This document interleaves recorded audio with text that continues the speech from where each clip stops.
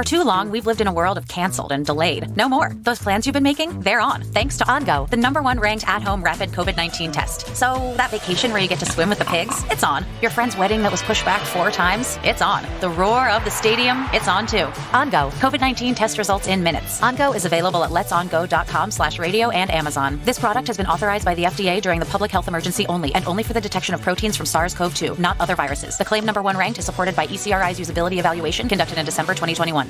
Experience the power of 5G with T-Mobile. With faster 5G speeds nationwide, you can upload your favorite videos super fast or game on the go. Plus, T-Mobile has more 5G bars in more places, so you can stay connected to what matters most from almost anywhere. Switch to T-Mobile today, the leader in 5G. T-Mobile has America's largest 5G network, fastest based on median overall combined 5G speeds, according to analysis by Ookla of Speed Test Intelligence data. 5G speeds for Q4 2021. See 5G device coverage and access details at T-Mobile.com. This podcast is a member of the Voices of Wrestling podcasting network. Visit voicesofwrestling.com to hear the rest of our great podcasts, as well as show reviews, columns, opinions, and updates across the world of wrestling.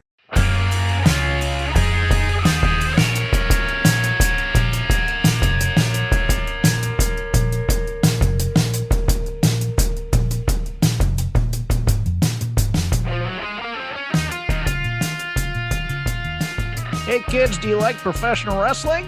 We like professional wrestling too. This is Shake Them Ropes. Chris Novembrino along with Jeff Hawkins. No video this week. Look, Chris had his best wine mom outfit on. The robe is on in the middle of the afternoon. I am dressed like cut to the chase. My equipment just simply is doesn't like it's not handling the Zoom era well at all. Not. Let's just cut to the chase. And it's a $2,000 computer. Yeah. I can run Logic on it, but for whatever reason, God help me, I can't run a fucking video chat on it. So I blame the Chinese. I'm dressed like a hobo anyway, so nobody wants to see that either. Hi, Chris, you had a music gig last night, so you did not have an opportunity to watch the Friday Night Wrestling, but have you ever used the term quadrennial in a sentence? No, because I'm like trying to think about like what quadrennial is. Exactly. That like, no, it's like 4 times a year, right? Or is that every 4 years? I think it's 4 weeks. No. Or 5 weeks or whatever. Anyways, here's actually, no, you're right. It's 4 years, I think. Ronda Rousey in her promo in one of 2 just listless, emotionless, could not be made to care promos, which I think she was trying to come off as tough, but it just came off as bored. Said that Charlotte Flair had not been pinned in half a quadrennial. Nobody has ever used that term in their lives in a wrestling promo. I mean, let alone like that as an increment of time. I literally can't think of anything that's been measured in. I'm not entirely 100 on what half a quadrennial is. So, like, yeah, geez. I laughed because number one, Ronda Rousey is your babyface, allegedly. And it just combines things that to me, it defines a lack of connection with actual human speech that sometimes the higher ups in WWE have, along with just, you know what, let's turn off all unlikability or ability to connect with an actual human being for our audience by making them use words that no one ever uses in common parlance in any way. You know, nothing is actually better at estranging somebody from a character or an audience, and like if they have like unconventional measures of time. Right? I will see you when the rock falls off of the roof in a fortnight. Yeah, you know, that really, it's like everybody's turned into a James Mason character or something. You're just like, I rarely tweet at people that I know in the company, but that one I just put quadrennial ? There was no real response to that. But I'm like, really? She has such an uphill climb. And this is what we're doing to her. Okay, great. Yes, but that was your thesaurus word of the month or word of the day on somebody's calendar yesterday was quadrennial, Chris. I'm just like, I'm still baffled at the idea of half a quadrennial. We didn't even give a full quadrennial to it. No, you know what? I'm almost thinking that they originally were going to do like biannual or something like that, but then they were like, well, is biannual twice a year or is that every 2 years? And they're like, no one knows what that means. Quadrennial, on the other hand. There will be no ambiguity if we say half a quadrennial. How about Charlotte hasn't been beaten in years and I'm going to be the one to do it? Pop, mad pops from everybody. I mean, you are sort of getting to the real core of this in coming up with a bizarre word for time. You absolutely pull all of the sting out of the idea of I'm going to pin this person who has not been pinned in a very long time, because our measure of time is, you know, when an iceberg breaks away from the other iceberg, like weird unconventional times that like we don't have a frame of reference for. If drawings are being used for measures of time, the last time the buffalo came down from the mountain and the full moon was just like, okay. Yeah, no, it's just it pulls the entire sting out of this. What would have been far better for Ronda to have done is come out and talk about all the different title changes or all the different people who have been pinned in the time since Charlotte Flair has last been pinned. Yes. Like actually give a sense of time and scale. So like, yes, we're dunking on the word, but like now to kind of move to the more serious writing problem here is that like half a quadrennial does not give a sense of enormity or even a meaningful sense of scale. You get preoccupied on the silly word, but more importantly, there's no sense of context. Like, okay, 2 years feels like a long time, but like, how long is that? Like, what does that mean implications wise? Yeah, I just I could not believe that actually made TV. But we have news to get into. We will talk a little bit more about SmackDown a little later. I have one note for our lazy river, but I might actually move it up to the news because it is sort of newsworthy at the same time. But it's mostly talent comings, goings, re-signings, not re-signings this week. AJ Styles re-upping with the company. 3 years, seems to be in upwards of $3 million a year. Interesting choice, but that guy's dependable for the company. Make your money. I know. Look, I'd love to see him in an AEW. I would. I'd love to see him go back to New Japan. I would, but he has made a home here. He's exciting in his matches, and he had a childhood dream of working for WWE too. It's not like that. You know, it's not like this guy's like selling out his own ideology or anything. No, he's not. No, he's not. And really, you're never selling out your ideology because the point is to make money in this carny business. Not being resigned, Cesaro. His contract has expired. He is free without any kind of waiting period to appear in any other company immediately. They could not come to terms with a deal. That one kind of shocks me a little bit, Chris. Yeah, I mean, Cesaro's a guy that they liked as that like steady mid-card hand guy. Cesaro is also a guy, a former WWE alum who wrestling fans, you know, the online types, have wanted to see get better utilized for years. So like really keeping Cesaro off of the market was really kind of like probably the biggest benefit for WWE. It was sport. It was sport for them. That's what ticked me off. It was like, you know, he goes and does the Stone Cold, he does the Broken Skull sessions, and he's the guy talking about the brass ring and being frustrated with not being able to get the brass ring. And for years, people in this company were talking about, like, John Cena loves the guy because he was his workout partner. And of course, Cesaro is hella strong, as the kids might say. Kids 20 years ago might say, you know, but I mean, power lifter type of thing. And then, you know, last year for Mania, if you remember, do you remember what his angle was for Mania last year? Wasn't it, I'm going to swing Seth Rollins like 10,000 times? That was part of it, but the story was that he had never had a single match win at WrestleMania after years in the company. So, I mean, while we say, oh, the company appreciate him as that mid-card type, at the same time, did they? Right. I mean, okay. I agree. I don't know that they when I say appreciated him as the mid-card type, I'm more saying they had written him and revised this guy down to be nothing more than a mid-carder, when this is a guy who, in the middle of the last decade, was only a notch or two less popular than Daniel Bryan. And he was getting over with being given far less to work with in the ring. And they even used the Daniel Bryan friendship as part of it. And I assume if he wants to go to AEW that, or if Tony wants him in AEW, let's put it this way, he can have him, and he could use him for this Bryan Danielson angle or whatever if he wanted to. I don't know. It's one of those weird things where it's like there is a lot of really great talent on the market right now, and there's nowhere for them to go, and it's very, very weird for me. Yeah, no, I mean, and everyone, they can't all go to AEW, right? Like, everyone just can't go to AEW. There's not going to be spots for these guys to be best utilized. Like, really, the market is crying out for a third company here to better utilize some of these people, but. Control your narrative. No, please. Control your narrative. I mean, that's control your narrative. There's the market. That's the market. There's the market. But, we say that AEW can't sign everybody. And yet, here we go, kids.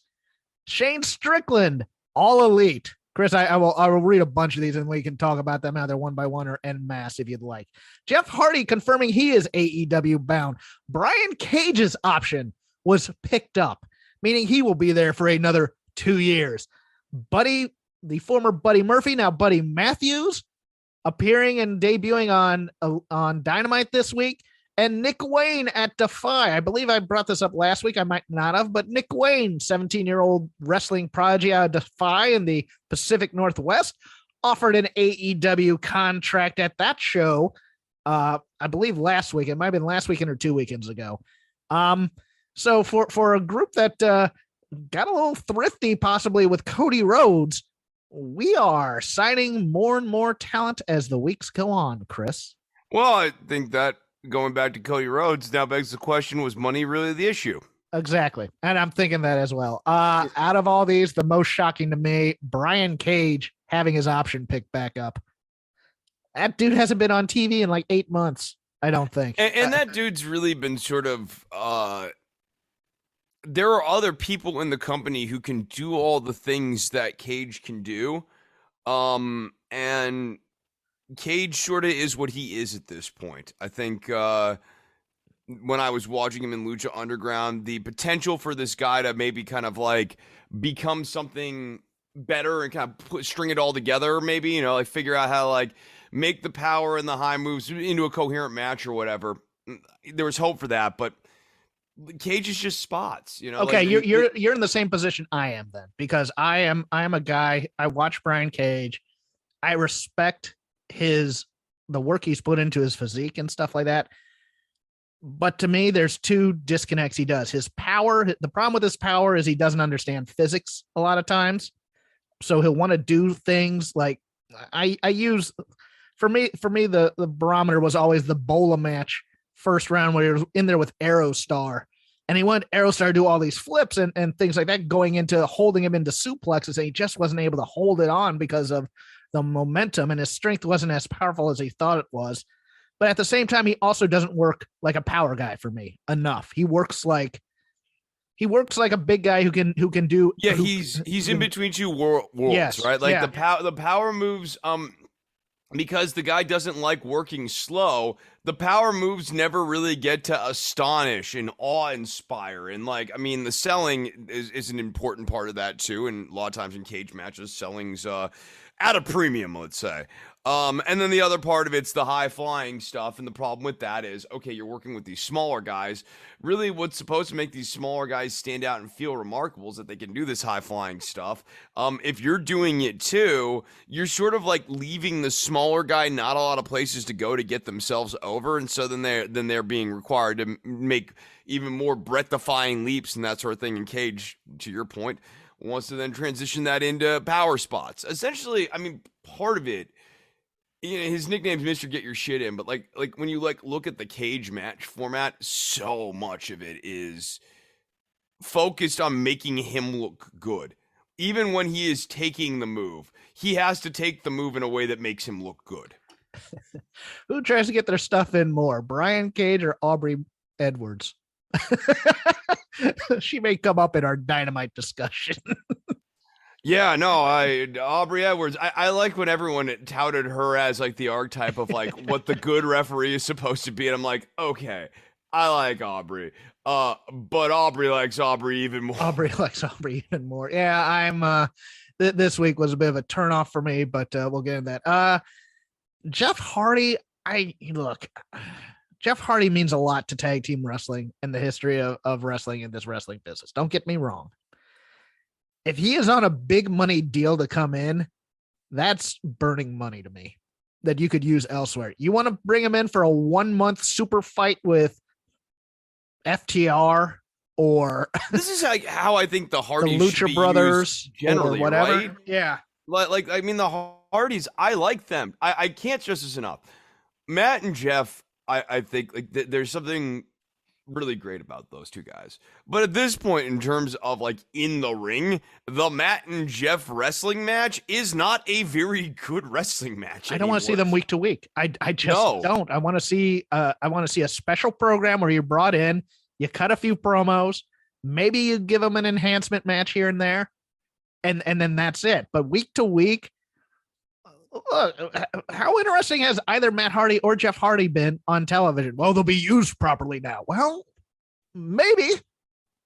Yeah, no, like I'll grant this. I at least have some intrigue in seeing what Jeff's got left in the tank in a company like AEW, where he's going to be given a little bit more leeway to have longer and better matches. The guy was killing himself in some of these WWE. Yes.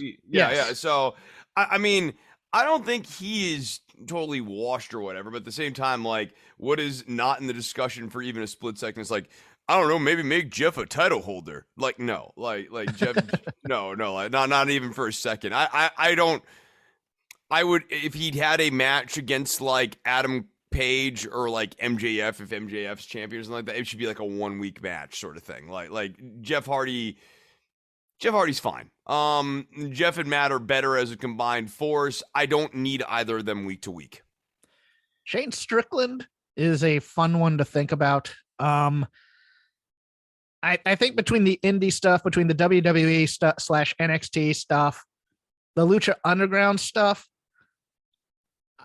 I really like his in-ring work. Don't get me wrong.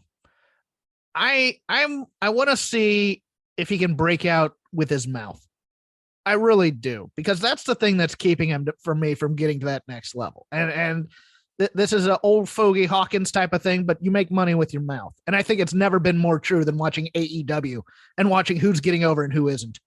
I'm interested to see where Swerve ends up within this hierarchy once he comes in.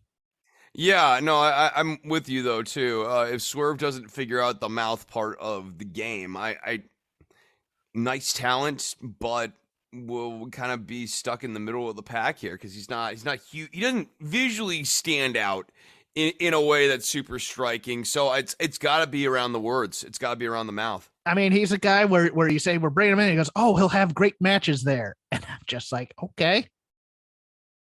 So, and that offends a lot of younger wrestling people, but at the same time, once they ask why I say that, I go, well, here's my point. You can be competent and cut great promos, and you'll be far more over than a guy who can put on great 4.5, 4.25 star matches week to week. Who has gotten over based on great matches alone in this company so far, Chris? It's been 3 years. Has anyone gotten? I'll say Sheeta, because Sheeta basically. Okay. Sheeta would be the one. Because she's really not doing anything with promos, and she's had a lot of really dope matches, and I'm like definitely a Hikaru Sheeta fan now. Maybe DMD with the unsanctioned match, maybe. Yeah, but Baker's been doing promos and stuff. You know what I mean? Yeah. So, I mean, they're not always amazing, but like. There's character work that's getting her over. And speaking of guys who can put on great matches but may not be able to talk, we have Buddy Matthews. I love me some Buddy Matthews. Oh my goodness, dude. He was doing yeoman's work on 205 Live with Mustafa Ali when nobody cared. He was doing yeoman's work on 205 Live, and he was actually such a Cedric great cruiserweight Alexander. champion. Yes, he was. And now he's in with dark spooky time story time with Aleister Black and now Penta. Okay, let's see where it goes. I'm hoping I don't get a vignette of like Buddy Matthews being turned into some dark spiritual corporeal being in a pentagon with candles next week at the House of Black. That in WWE, like didn't Yes. Black? Yeah, Black turned him. Like I think the thing that I find most baffling here is like we're getting these WWE guys, and they're like, oh, we're gonna finally use them the right way, and then they put them back in like basically an equivalent of their angle. Yeah, they put back in the equivalent of sports entertainment. It's like, what? There's like nothing more sports entertainment than this the Penta and the House of Black. Save Penta and the House of Black stuff for the Lazy River, because I got some talking to do on it. Yeah. Yes, but it's wonderful to watch people try and make sense of these things in their brain that it's better because it's on a different show. And you're just like, no, it's the same thing. It's the same thing. Stop it. Oh my goodness. And Nick Wayne, I have hopes for. Because Buddy, look, I've been part of the Wrestling Observer quote unquote family for a number of years. So Buddy Wayne, his father, who trained Brian Alvarez, you've heard stories about him growing up and watching his shows. I mean, you watch some of that GCW work. I think the match to watch to seek out is him versus Jack Cartwheel, who's another guy on the come who's going to be freaking phenomenal, I think, if he can put it all together. But Nick Wayne has signing him at 17 and you put him on dark for a number of weeks and you just build him up. There's potential there, man. And I'm kind of excited for him. I mean, who among us at 17 would want to be handed a contract for your dream job? So I'm hyped about that. Yeah, no, I mean, like, look, I couldn't be happier for the guy. I mean, it's everyone's dream to be, and he's worked really hard to get it. Yes, he's entrenched in the community and stuff. Yes, he's a generational talent or whatever. But like, yeah, I mean, who wouldn't like to actually get the brass ring at 17 instead of waiting until your mid 40s and never getting it? Business abounds around the Mania. WrestleMania had a 2-for-1 ticket sale, and it appears that I think they're going to make it for both nights. I think they're going to sell out both places or both nights. Looks like night one will be headlined by Ronda Rousey and Charlotte, who might get pinned for the first time in half a quadrennial. And then night two will be headlined by the unification bout, perhaps, of Brock Lesnar and Roman Reigns, Chris. I just can't wait for Michael Cole's call at the end of night one when he says, and Ronda Rousey has done it for the first time in half a quadrennial. History has been made here at WrestleMania tonight, and the fireworks are going off, and the crowd is chanting Quadrennial, Quadrennial, dancing on a table. Yeah. Oh boy. Okay. Behind the scenes, Drake Maverick back to WWE as a creative in the creative team and producer. Ace Steel, late of WWE, Chicago guy, to AEW as a producer, and Lance Storm to Impact Wrestling as a producer. Anything stand up there for you, Chris? I don't know. No, I don't think so. I don't know.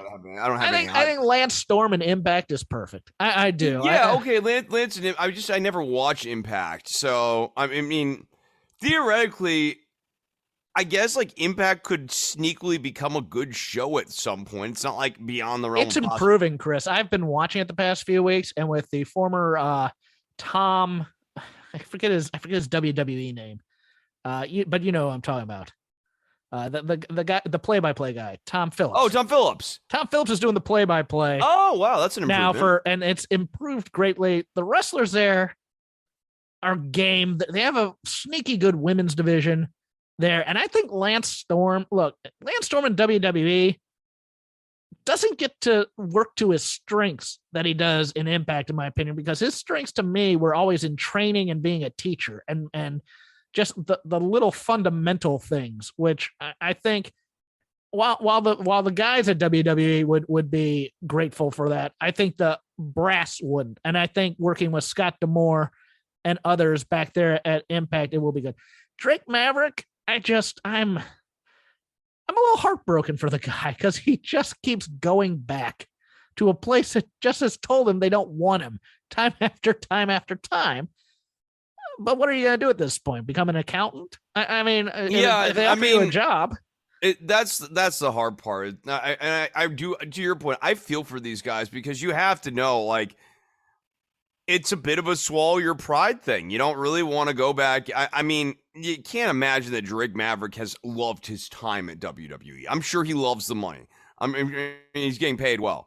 But the company doesn't care about him. They never saw him at the level that so many of us saw him at. And the worst part was the re-signing, when he lost this contract, he did the promos and basically got himself a job again. Only for that to be kind of like he comes back. Yeah. He kills it in the gimmick that they give him, which is that dopey whistling gimmick with him and a hairy guy, hair shirt. Yeah. I had his name and you said hair shirt. I can't think of anything else now. Nikki's husband, who was in, never mind. Anyways, but I mean, he turns that chicken crap into chicken salad and nobody cares. Nobody cares. It's just, doing a fine job here. Okay. And now we're going to cut you again. It's just one of those dumb things. And to end the news segment, I think we found out our Austin level talent for WrestleMania, Chris. Logan Paul is looking to do a match. He's not even the good Paul brother necessarily, but yes, Logan Paul and The Miz, I believe, will be taking on Mysterio Family Theater at WrestleMania. Can't wait. I mean, Can't wait. It's hard not to love everything that The Miz does. Always doing really interesting things. Clearly not phoning it in here the last few years. Well, no, the funny thing was the build for all this. They were dropping hints that it might be Cody Rhodes as his partner. And I think, look, I enjoy the working part of this business. But everybody's shouting out their friends at this point and just screwing with y'all until it happens. So, but yes, there will be at least 2 celebrity matches on this WrestleMania, Chris, because we're going to talk about another one that you may not be aware of necessarily coming up. And who knows if Bad Bunny is going to come in for a payday for Mania as well. So we'll see. But yes, looks like we'll be having one of the celebrity matches will involve Logan Paul and The Miz against the Mysterios. And the other one we will talk about on the Lazy River. It sounds like there's a lot of things cooking in this news section here this week, Hawkins, and a lot of things cooking for WrestleMania. But you know what you could be cooking? What? HelloFresh. Yeah, you could be cooking HelloFresh, the food company. They make the food. You get it. HelloFresh is great. Now, this week we are sponsored by HelloFresh. With HelloFresh, you get farm fresh, pre-portioned ingredients and seasonal recipes delivered right to your doorstep. Skip trips to the grocery store and count on HelloFresh to make home cooking easy, fun, and affordable. That's why it's America's #1 meal kit. So when you sign up for HelloFresh, you are going to get a big box. The box is really cool. The box is actually like temperature lined and everything. And inside of it, there will be kits for several different recipes. The ones that Hawkins and I got, we got the burgers recipe, the white cheddar Wonder Burgers recipe. We got the mozzarella and herb chicken recipe, and then the sweet summer sausage marinara thing. And you get like a big assemblage of all your non-perishable vegetables, by which I mean like not like peppers necessarily, but like carrots, zucchinis, potatoes. They have these really cool onions that are like, this is gonna sound very idiosyncratic, but like they're just the right size. And what do I mean by that? I mean, like sometimes you go to the store and you buy like an onion, and the onion is like huge. It's like the size of my cat's head. The one with the huge head, Chesterfield. He's got like an onion head. And like it's too big. The rings don't ring right. And I like rings, Hawkins. I have no usage for this side choppy crap with onions. I want rings on my burgers. The HelloFresh onions, these were like the right circumference. They were sphere-like onions. These were not oblonged. They were not ovally in any way, shape, or form. These were like the right sized onions. You get the recipes in there. So you're saving time. You don't have to go to the grocery store nearly as much. I mean, you might want to grab something to punch up a recipe or whatever, if you want peppers or something like that, but you're already going to have a tremendous amount of what we had: zucchini, spices. Carrots. Yeah. And the spice, man, I love the Tuscan herb spice was really good. That was really good. And then like, I made the recipes, and I had leftover ingredients. So I ended up taking all my leftover carrots and potatoes, and I ended up making a really dope pot roast this week. So like, no, it was awesome. You end up having all this stuff to play around with. If you're someone like me who really enjoys cooking and finds it relaxing, like, guitar I take seriously and I'm like practicing and stuff. Cooking, I'm never going to be great at it, but I just like doing it. And if it's something you like to do while you're watching a movie, watching TV, or you want to just save on some trips to the grocery store, because HelloFresh really does. I think I went and I bought milk over the last week here, Hawkins. I needed coffee or milk for my coffee, and if I had stocked up on my lactose-free milk, I could have just been like completely hoarded up here for like 2 weeks thanks to HelloFresh and like a few basic things. That's great. It's nice to not have to go to the grocery store if you don't want to go to the grocery store. If you like going, it's fun. But when you don't really want to do that right now, it's sure nice to be able to open up your fridge and see that you got food to make. So if you guys want to try out HelloFresh, and you should, go to HelloFresh.com/VOW16 and use the code VOW16. Hawkins says it VOW. It's not VOW. It's VOW. They're spelled the same way, but it's not VOW16. It's VOW16. But type it in as VOW. So maybe it is VOW. VOW16. Up to 16 free meals, and you'll get 3 free gifts. So again, HelloFresh.com/VOW16, VOW16, as Hawkins likes to say. You'll get up to 16 free meals and 3 free gifts. Make sure to check out HelloFresh, America's #1 meal kit. Thank you, Chris. And now I want nothing more than a zombie meal kit called HelloFresh. Look, when you had to be hoarded up for the zombie apocalypse, you can be really glad for at least those first couple of weeks that you got something in the fridge. brains again? Oh no.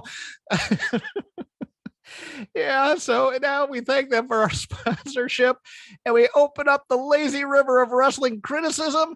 As usual, when there is a special event, we will stay on the beach for a little bit and give our ice cold takes of this year's Elimination Chamber. And Chris, here is my ice cold take. That the baits and switches that this company is doing to both talent and people who want to watch this show live, they don't care. They got your money, because let me tell you something, Chris. Number one, Bobby Lashley not in the match. Most people knew he wasn't going to be in the match because he was injured in the last match with Brock Lesnar. So they take him out, and they just decide not to put a 6th person in there to do it. They flew the Viking Raiders and the Usos out there to write them off of the show for time constraints before the show started. And the thing that went unnoticed by a lot of our wrestling intelligentsia during the past few weeks, or the past week, since Elimination Chamber, Chris, do you remember that they took a guy from the tryouts from the first Crown Jewel, and they decided to turn him into a WWE superstar to help cultivate the local audience? Well, Chris, Mansoor was nowhere to be found on this entire card. It's amazing. Like, it's amazing how bad at certain fundamentals this company is. Like, you want to be like World Wrestling Entertainment, And the attempts at building world stars by this company over the last few years have been laughable. It's Jinder Mahal and Mansoor. Jinder Mahal, not a World League talent. Mansoor actually punches above his weight. Did you the first time call him Ginger Mahal? Because now along with Hello Flesh, I want like a redheaded Jinder Mahal. I might have called him Ginger. That was Sheamus. It's Jinder Mahal and Sheamus. It's Ginger Mahal. Yeah, no, Ginger's Mahal. Yeah. Like, and you dye Jinder Mahal's hair red so that like him and Sheamus look as close as possible. Yes, of course you do. Please continue. Yeah, point. No, I have booking ideas. One or two good ones every week. No, Mansoor on the other hand though is, I mean, frankly, not a bad promo. There was that one week several years ago, and he was still putting it together at this point.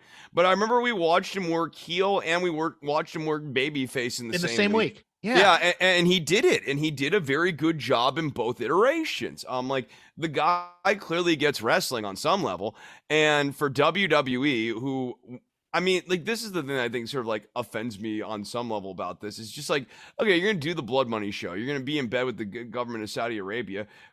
Experience the power of 5G with T-Mobile. With faster 5G speeds nationwide, you can upload your favorite videos super fast or game on the go. Plus, T-Mobile has more 5G bars in more places, so you can stay connected to what matters most from almost anywhere. Switch to T-Mobile today, the leader in 5G.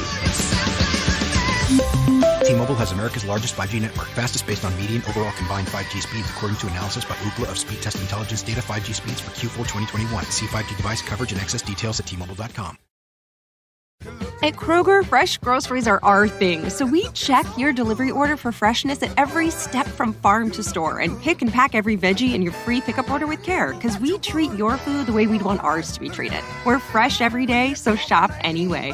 Kroger, fresh for everyone. Free pickup on orders of $35 or more. Restrictions may apply. And now you'll find more ways to save on your favorites. When you download digital coupons, you can use up to 5 times in one transaction. Kroger, fresh for everyone. Make a Saudi Arabian star then, you idiots. Exactly, but he's not tall. He doesn't fit our view of a star, so we can't make him a star. Then think about someone else before you cast Mansoor then. Like, he's you chose this guy. It's just unreal. The matches itself, they were fine. They're nothing to write home about, but nothing worth going out of your way to watch. And everybody knows the results pretty much already. So that's it for me on Elimination Chamber, unless you have anything else, Chris. No, I mean, I'll be honest. I don't watch these shows. They are really designed as revenue streams for the WWE. To get like a nostalgia pop out of that Saudi Arabian audience.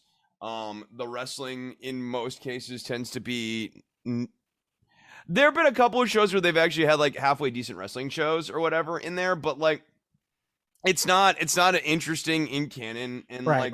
I just, those shows don't do anything for me. So I want to then go to something I am excited to talk about, Chris, and I will start the Lazy River this week. Because I am ready. I am ready to hype and fangirl and do all these other things. I adored the MJF promo from Dynamite so much, Chris. Chris, it was the villain origin promo that I have been dying to have on any kind of television at any kind. The Joker, the Batman is responsible for the transformation of the Joker in comic book canon. And CM Punk is responsible for the transformation of MJF, professional wrestler. I loved this. I loved that he didn't sell this out at the end. I liked this beat. I liked it sounding like an actual person as opposed to a cartoon character telling me his story. Every beat about this hit correctly, including the point where CM Punk as a character bought into it and, oh, did I do that to you? And MJF just walks off because it's going to sucker the hero in and the villain's going to win. And I'm going to love every second of it, Chris. Yeah, no, I mean, I have been on the record of MJF's been talking me out of the building in recent weeks. He talked me back in this week. And you know, with MJF too, it's like the work isn't necessarily there for me either. So he's really a mic dependent guy. This was fantastic. Oh yeah. Like goosebumps level fantastic. You know, I had always believed that MJF had this in him, and then frankly the interactions with Chris Jericho made me start to have real doubts that MJF was actually capable of delivering this amount of narrative as a heel, because it seemed like his sensibilities were much more Jericho-like, that he liked doing the singing and he liked doing the dancing and the festival of friendship sort of stuff. This was really, really good. All of the different beats, each pivot, it was well boarded out. MJF didn't rush. You could tell that, yes, it's obviously a construct, but there's a lot of truth in it, and so he was able to speak from the core of his conviction about when he's saying, I sat there and I did promos in the mirror over and over and over again. Don't lie to yourselves, people. How many of you have cut promos in the mirror? You all watch wrestling every week. I know you've cut a promo about someone or something or some moment in your life at some point. Like that resonated as like a real thing. I mean, I even thought the part where they all throw the quarters at him and call him like he registered that, like the single tear coming down his face from the righteous anger. The righteous anger is what gets me, because here's the thing about writing good villains, to me at least, from a screenwriting perspective, is that they never think they're the bad guys. They always think they're the good guys in some way, or at least that their bad actions are justified in some ways. So I adored that little touch of emotion there. I did too. I mean, and then when Punk came out and said, is this real or is it true? Is it true? I actually thought that particular phrase was perfect, because that is it true thing. Now MJF is, as you've already gotten into, MJF has planted the seed of doubt into Punk's mind, and Punk is going to have a moment in this match. Yes. Where he starts thinking maybe he is the bad guy. Yes. And it's gonna cost him the match, and it's gonna be fantastic. Yeah, no. Or perhaps we're getting like a little red herring here, but there's still going to definitely be a beat in the match where it will either cost him the match or almost cost him the match. Or he's going to realize this was all sucker me in. That's but there's going to be this great climax in the match where either, Punk is going to get played by this, or Punk is going to realize that MJF was playing him on this, and then Punk's going to absolutely murder the kid, and it's going to be a hoot. Either way, they've now set this up to where this dog collar match, I wasn't particularly interested in the stipulation. I'm fascinated with it now. I can't wait to see how this match goes. I've been watching dog collar matches, because I'm going to do something for Fightful Overbooked this week on the history of the dog collar match. It's going to be so fantastic. It really is. I mean, the ones to watch are Piper and Valentine, of course. The Pitbulls versus Stevie Richards and Raven from Gangsta's Paradise 1995. I think it's also ECW TV number 128. Brody and Cody, of course, are good, and also Raven and Punk from Ring of Honor as well. Those are the ones that if you feel like seeking them out and doing extra homework this week, that'd be the one to do. Chris, I'm feeling a little ranty. Do you mind if I go into a couple more things from AEW Dynamite? Go for it.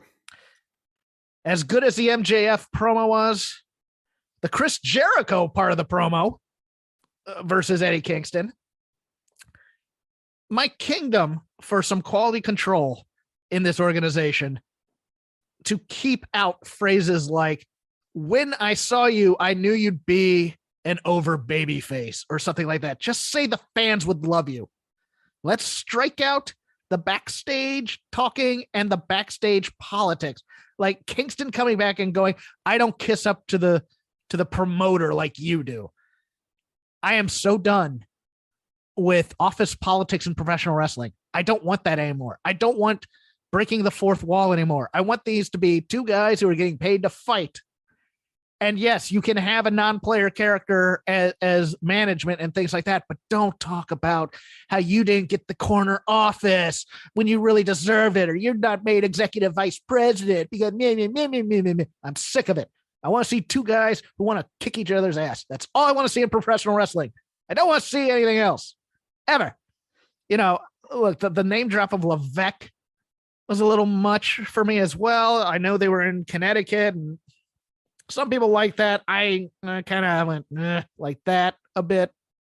I think the go over to Stanford stuff, like, I mean, I guess I just don't see. I feel like the only person that those type of lines are doing anything for are the wrestlers themselves. Like, they're blowing off some steam in their lives. But like the people who live this business, like on the like the Wrestling Observer subscribers. Oh, and I do forget that there are like the people who Twitter. there are people who like earnestly identify them. I do not get this at all as like AEW fans or WWE fans. Yes. So. I don't get it, but I do get that they exist for sure. Right. Yeah. I thought King, like when Kingston goes, "What's a baby face?" I laughed hard at that because it's like, yes, that should be the proper response to using those terms in front of a crowd. Please don't anymore. Just say, "I knew fans would love you." You get to the same place. And you tell the story better, in my opinion. I don't like that. Penta. This transformation could have been done down the street in Stanford, Connecticut. Alex Abrahantes doing cosplay like Bill Sadler and Bill and Ted's Bogus Journey. Hawkins, I will say just this. Like, the one thing I do like about the Dark character is it's a very clear callback to his Vampiro match and the origins of the Dark character. So, like, if you remember the Lucha Underground match that he had with Vampiro, Abrahantes is dressed very similar, like, or in the same vein as the way Vampiro was dressed up. So, like, I kind of like that, I will say. Okay. No, you're allowed to like what you like, and I've never seen that, so I don't know. Yeah, no, it was nice because it did bring me back. But otherwise I hate this. This is like dog's balls for me. But let's talk about the more egregious crimes against wrestling nature done during this match, and this is a horse I beat often, but I'm gonna beat it again because it's still out there. Jim Ross almost single-handedly tanking this entire thing, just not being committed to the character he's supposed to play on AEW television. And just, even when he tries to emote, like, what the hell was that? It's bad. Tony and Excalibur are into it when the lights go out, and don't comment on the lights going, no, what now? Ross is making asides during the beatdown. Like, I don't like about the management capabilities by Aleister Black of the House of Black. Just call it like it's actually happening in the ring, as opposed to you are aware of everything in professional wrestling and are commenting on the aspects and like you have the pencil in some way.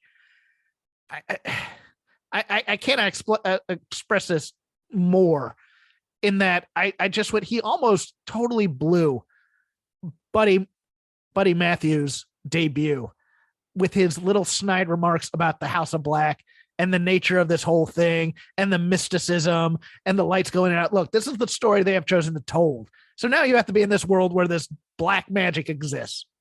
It's not just Hollywood special effects. It actually exists now.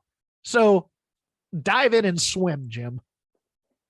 He just, like, for a guy whose like business is literally to call fake stuff a fake television show, the man has so much disdain for when the fiction offends his sensibilities. And as the weeks wear on, it really loses its charm. And I'm with you. Like, Jeff, I hate this segment. I hate it. But if your job is to be the play-by-play announcer and you are doing the stuff that Ross does on the microphone, you are cutting the legs out from Penta, Abrahantes, Aleister Black, Buddy Matthews, Brody King. All these people are getting their legs cut out from underneath them by Jim Ross, a guy who very realistically is not going to be with the company in 3 years. This is a guy who would go ape over the crap that The Undertaker would do. And it's one of those things where, look, yeah, exactly. If you don't like it, that's fine. But you can't let us know that you don't like it. It's not my cup of tea. I think it's it's giving in too much to the creative instincts of Malachi Black. I keep calling him Alistair, or no, I keep getting Malachi and Alistair mixed up, but Black, if you want, the House of Black, the whole story. It's not my thing, but this is what they've chosen to do. And if we're going to have this realistically, we're going to have this realistically. But, the wrestling itself, I mean, it was a fun match to watch, until we got into the, he swallowed his own mist type of thing. And then you're like, okay, great, here we go. But, lights going out. We've been spoiled somewhat, but we've also been trained from ECW shows from the mid 90s on that when the lights go out, we're getting a debut of some kind or something's going to happen. Okay. So don't, now what? You can't do that. You have to look at it with childlike wonder. And when they go out again, be scared of what might come next. That's all you have to do. Like, a little bit of shock when you see Buddy Matthews on your screen for the first time. I mean, I did love Tony trying to look at the size of this guy. I'm like, dude, he was a cruiserweight in WWE. Yeah, the size of this guy. I'm like the and I'm guessing what Tony was trying to say was the definition, because yes. Buddy he is a jacked dude, man. Yeah, he's man, and like when he first came back after the body transformation, I mean, my God, dude, that guy was so shredded circa like 2015, 2016. Just like, it was nuts. So I get what Tony was trying to do, but yeah, no. Swing and a miss on the, look at his size. Nah, not his size. Look at his definition. But yeah, this stunk. I mean, part of the problem for me with this too is there are just too many things going on in this match. Yeah. Like, oh, he ate the mist. Oh, here's Buddy Matthews. Oh, Buddy Matthews is actually swerving. I don't know. I just thought do one match where we do the Penta transformation, and then do another match where we get the Buddy Matthews debut. Yeah, right. The Penta transformation really needed to be its own thing. Yes. I think, looking back on it, I think my biggest problem with this is this match should have been Penta Dark shows up and it sends Aleister Black and Brody King to regroup, because Penta Dark can actually kick their ass. And this makes Black and King think about things and try to figure out what are they going to do, and then they show back up with Buddy Matthews. But instead we sort of Russo'd our way through like 4 different stories. It's your turn on the Lazy River, sir. Man, on the Lazy River. That's right. I have all of my notes up on my phone here today. Okay. So, okay. What else happened this week? Oh, let's go to the land of NXT, because that's what I got. That's what I got open here right now. I've been looking forward to this, Chris. Oh, have you? Oh, I want to hear your thoughts on certain segments on NXT. Okay, are we talking about you gotta be talking about Dante Chen and Duke Hudson, and one of them has to be Chen and Hudson. Yeah, no, it's not, but go ahead.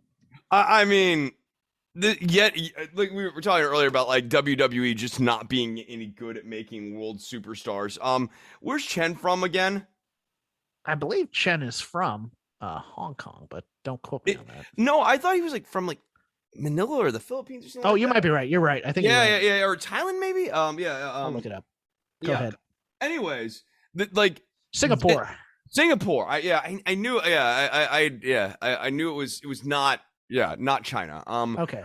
Yeah, but this is a guy who absolutely should have beat Duke Hudson. You're not doing anything with Duke Hudson. Duke Hudson's like a dead franchise at this point. He's tall.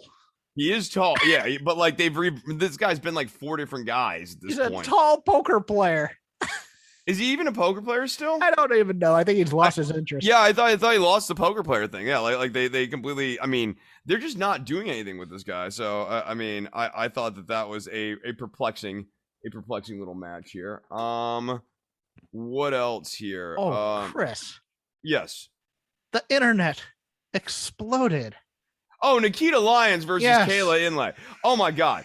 Nikkita Lyons is horrible. Now, but what I want now more than anything, especially after watching this Jade Cargill match, is I need Nikkita Lyons and Jade Cargill to just whomp each other mercilessly.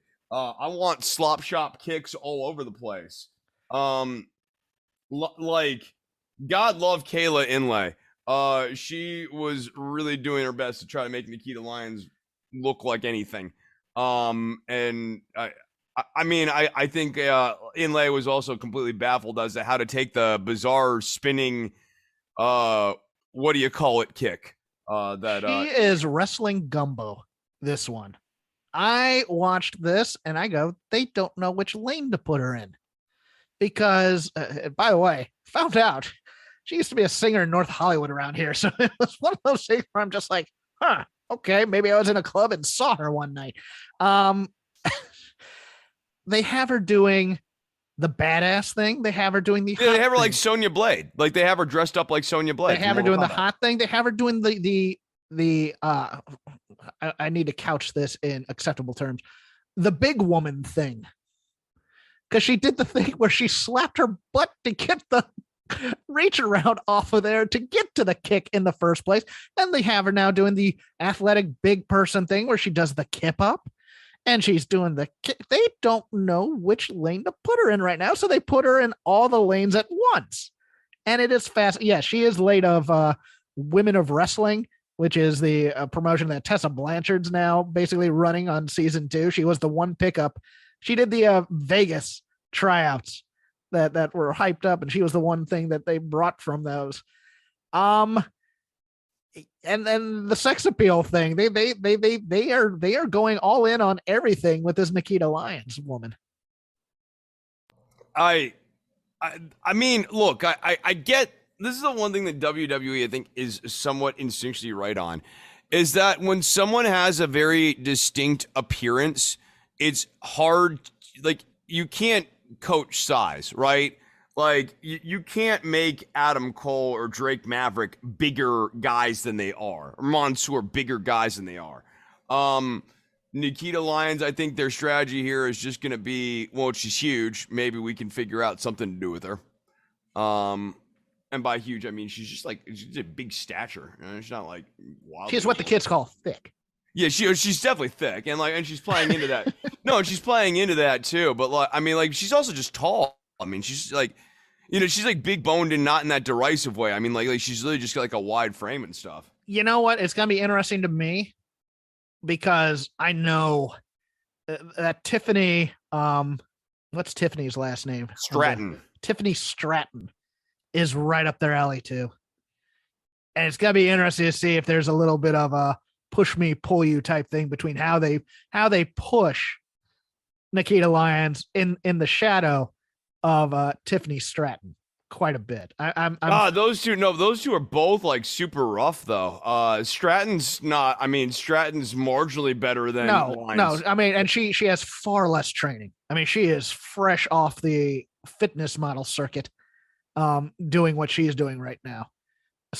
I believe she was in the junior Olympic gymnast program at one time. So, I mean, she does have natural athletic talent. They're just trying to find a way to do it. Make them a tag team. One thing I did like on this NXT, I loved the Dolph Ziggler Tommaso Ciampa match. Oh, did you? I guess I think I'm just checked out on Ziggler. The booking aside, yes. And this is everything we see Dolph Ziggler being week after week. But now that we talk about things like Cesaro and stuff like that, this is straight where Dolph Ziggler is right now, is he is in Cesaro land, not doing anything with him. That's a guy that you could have put with a manager or a spokespiece or in a stable at any given time during his run, and you didn't, because he can talk, but he needs help with the talking. He needs somebody to play off of, I think, in my opinion. I like the team with him and Rude in some ways, but they're never going to get a chance to show you what they can do and get really over with a promo or something like that.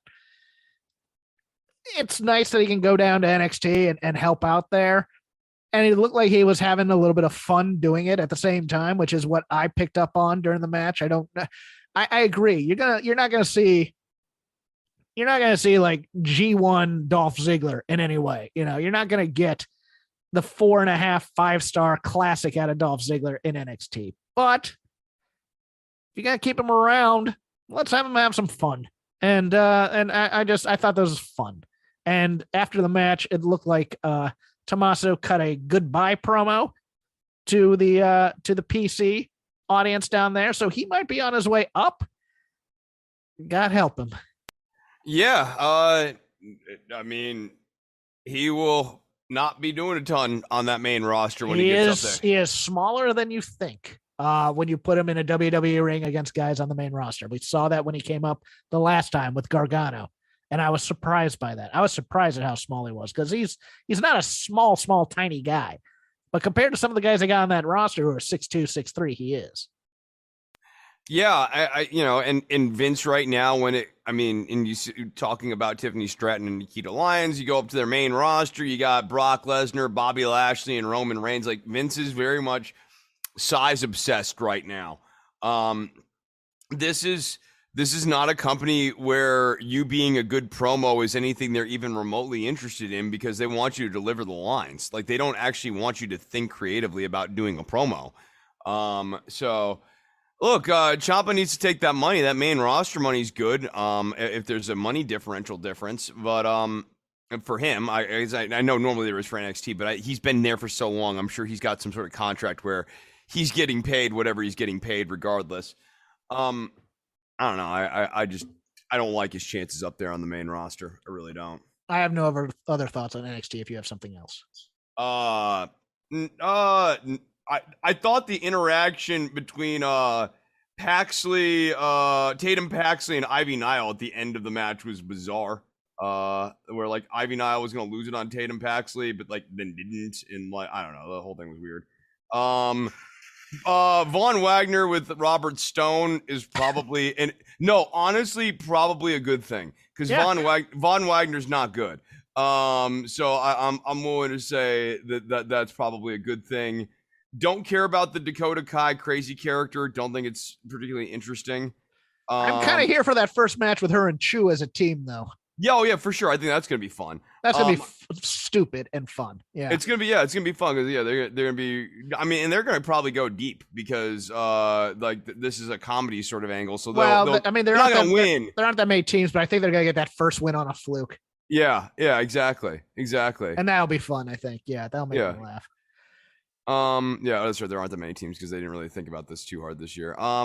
No, I don't have anything else on NXT. Okay, then I will go for my last thing on the Lazy River, Chris. And you are not aware of this because I don't believe you were following the events of last night's wrestling. But Chris, coming up this week, Vince McMahon appearing on the Pat McAfee show on Thursday. Now, when this was first announced, I thought, oh, Pat's going to interview Vince. No, Chris. Appears it's going to be an angle of some kind. Now, that means that Pat McAfee will be doing a match probably at WrestleMania. You would think it would probably be a way to get Austin Theory into a one-on-one match at WrestleMania, but no, there is some talk, Chris. There is some talk that the match at WrestleMania might be Pat McAfee versus Vince McMahon. Your thoughts? I hope Pat McAfee annihilates that old man. I hope that I want Vince to Chris wants to shoot, brother. I want that old man to take the match. I want him to blow out his quads, and I want McAfee to be coming off the top rope doing a moonsault, completely unaware that Vince is on the ground with blown out quads. I have no mercy. I think very little of Vince McMahon at this stage of the game. I view him as a small, low-level tormentor in my life by making me watch crappy wrestling product instead of just retiring. So, no, I mean, my thoughts are I hope Vince gets hurt.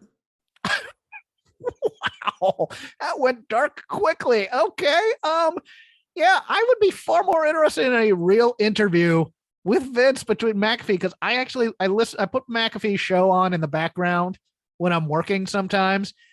And they are a little loosey-goosey, and they are not afraid to sometimes ask the uncomfortable question, which I always enjoy. But no, and I think McAfee would really enjoy. Like, McAfee wouldn't be able to resist asking Vince like awkward and tough questions. Yeah, yeah.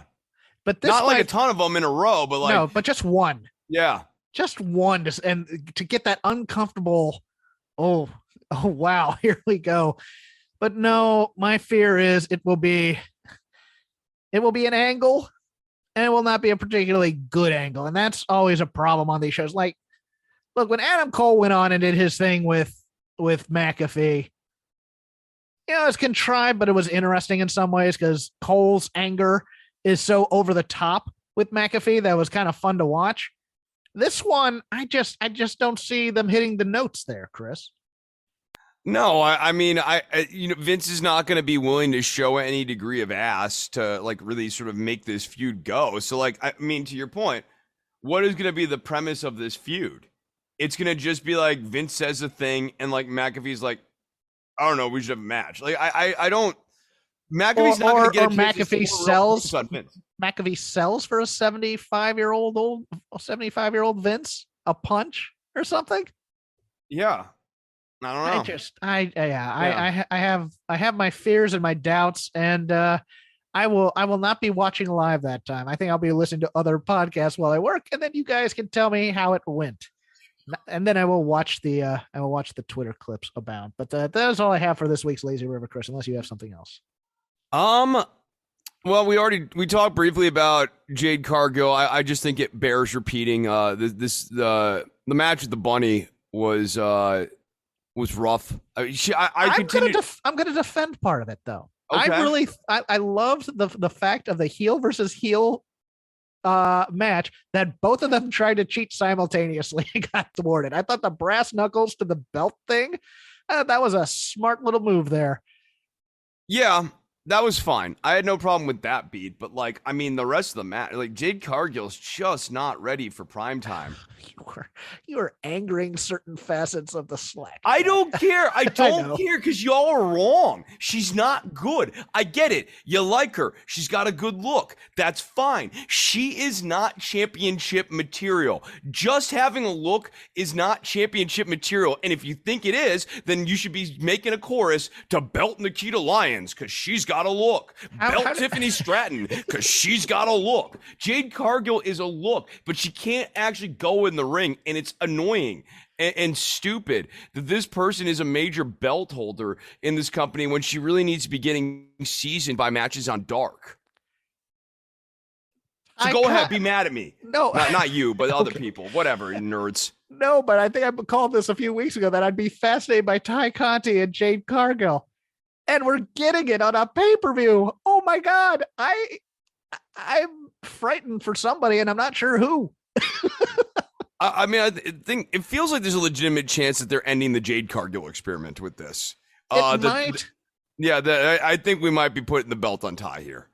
Oh, see, it's weird because this is one of those things where I'm watching this and it feels like, but I was wrong the last time. It feels like that the Ty Conti feud is a transitional one to get Diana J and belt Anna against her. Ty love her fire, but her promos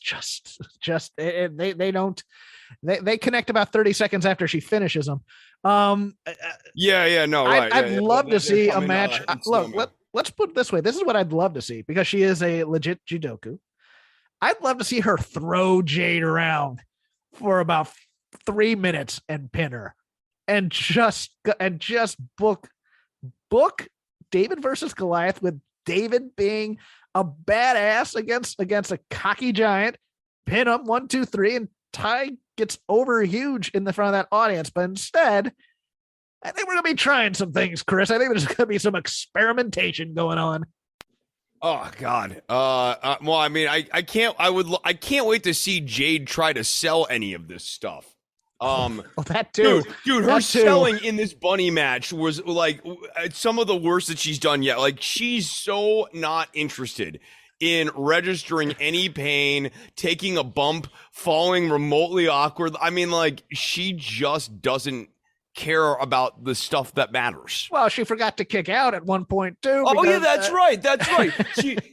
No. Tell me more, people, about how she's definitely someone who should have the belt. We got so hung up on the knuckles and belt spot. That was the only good spot. She blew a count.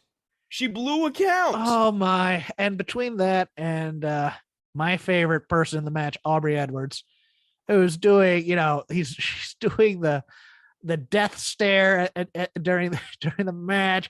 She has to get the Enrico Palazzo throwing the two heel managers out spot where she winds up and look, I am totally forgiving of certain referee quirks because God knows I loved Tommy Young back in the day. And I understood the jumping over the people was a little bit of a show off type of thing to slide in position, but it never took me out of the match as much as watching Aubrey throw out both Mark Sterling and Jeff Hardy during this match. I mean, like that. Aubrey has her moments. And then I start watching when somebody hits a move or something and she's playing to the back of the room and I can't unwatch it and watch the match again. But I have to stop paying attention to her when I'm watching matches that she's officiating because she doesn't know how to do just normal referee. She has to play Aubrey Edwards head referee. Yeah, well, she's playing to the back of the room. I think that's the issue here, where she doesn't always have to do that necessarily. It would be good in small doses.